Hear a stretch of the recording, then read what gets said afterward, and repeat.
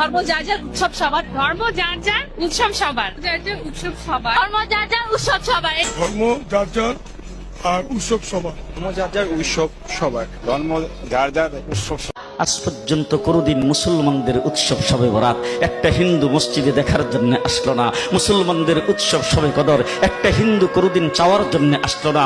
মুসলমানদের উৎসব রমজান মাসের রোজা একটা হিন্দু কোনোদিন তোমার সাথে সমাজ করার জন্য রাখলো না। একটা হিন্দু কোনোদিন তোমার ঈদের নামাজে আসলো না।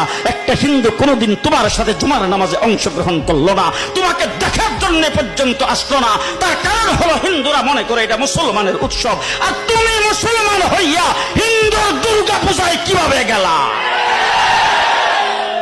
তোমার কি হয়ে গেল? তোমার কি লজ্জা শরম তুমি ধুয়ে ফেলে দিয়েছো? তোমার কি কোনো লজ্জা শরম নাই? লজ্জা শরম নাই? আবার কি সুন্দর বলতেছ, ধর্ম যার যার উৎসব সবাই। হাই হাই হাই, ও মুসলমান যুবকেরা ভালো করে শোনো, ধর্ম যার যার উৎসব সবার, তাইলে বিয়া যার যার বউ তো সবার।